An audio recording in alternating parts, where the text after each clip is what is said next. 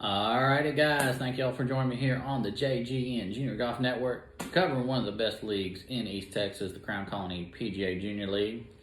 We are recapping week 4. We had some good matches. We're going to start off with the Crown and the Express. The Crowns got this one pretty good, but let's break them down. Our big duo of Jacob and Andrew took care of business against G Money and Parker.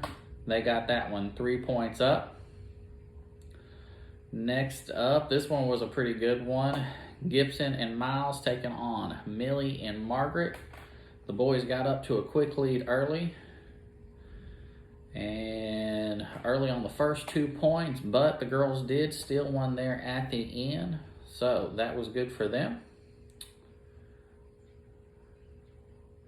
Right on up. Then we got CJ, Luke, and Graham taking on Natalie and Layton.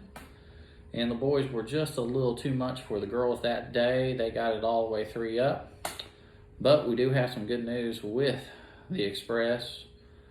Our up and coming Taylor and Mary Michael took care of business, getting 3 points right there for the Express. But as I said, the Crowns were just a little too much for the Express that day, so they keep on their winning ways. We'll be right back to go over the Panthers and the Roadrunners.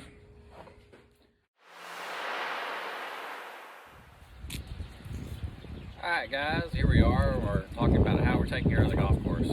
I hit my shot here in the sand trap and then hit one out up onto the green, okay? So now I have to use the rake to even out the sand again, okay? So all I'm trying to do is just pull it back out and try to get it to almost to where it was before my ball went into the sand trap. I'm smoothing it out, getting it all even out, making it nice and neat for the next golfer to come, okay? So that's our taking care of the golf course this year.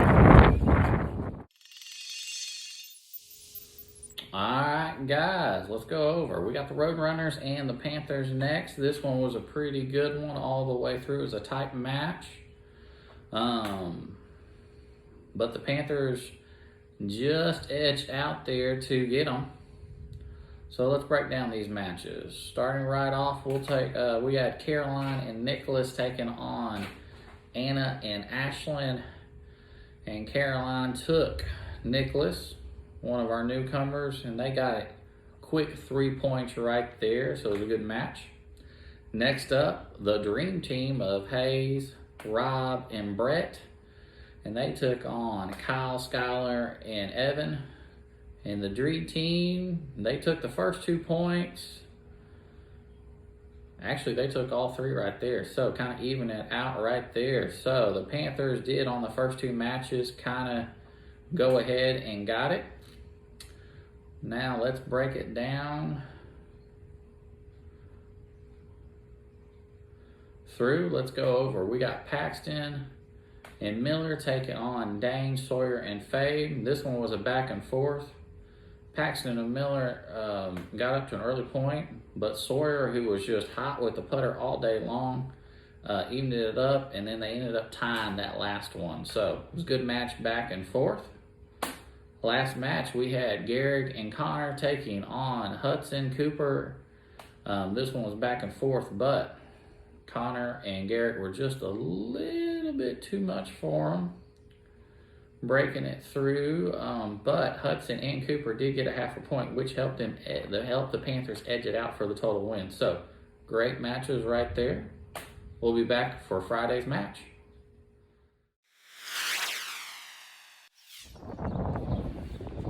Alright guys, here's our rules segment.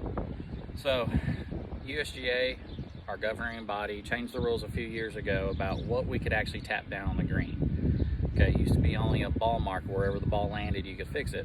Now it's pretty much almost anything, spike marks, stuff like that. You can go ahead and tap down whatever's between your ball and the hole, making it like that. Now, you can't do that off of it. So if you're in the fringe here and you got something, you can't tap it down or anything. Only on the green can we tap down and fix something. All right, so that's our rule segment for the week.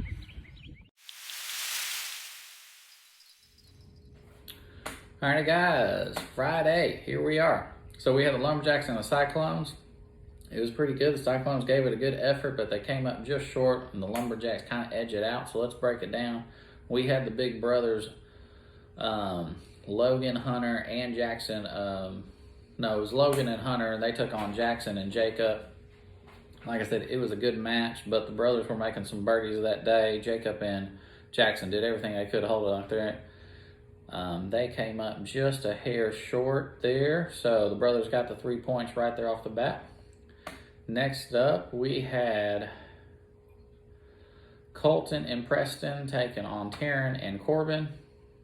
Taryn and Corbin kind of started off hot. They had some good matches right there, made some good putts. I think Little Tank hit a couple of great shots that I got to see that night. But Colton and Preston were just a little too much. They came in on and really pulled it off there at the end, grabbing those other 2 points to help the Lumberjacks get out ahead. So in our next match, we had Easton and Bates taking on Cash and Griff. And Easton, my man, came out hot. He got the first 2 points, but Cash and Griff got it there at the end to kind of help the Lumberjacks get a couple extra points there at the end. And following that up, we had Mallory, Emerson, and LJ taking on Kaylin, Destiny, and Celeste. It was the battle of the girls right here. And this was just a drag out all the way through. It was a tie all the way. I know the Cyclones got up just a little bit, but Kaylin, Destiny, and Celeste of the Lumberjacks, they edged it out, so they were going back and forth tying. One would get up, then the next one would tie back up, and so forth. So it was a back and forth. So right there, but the Lumberjacks prevailed and get into the win. All right, we'll be back. We actually have 2 17U matches to go over.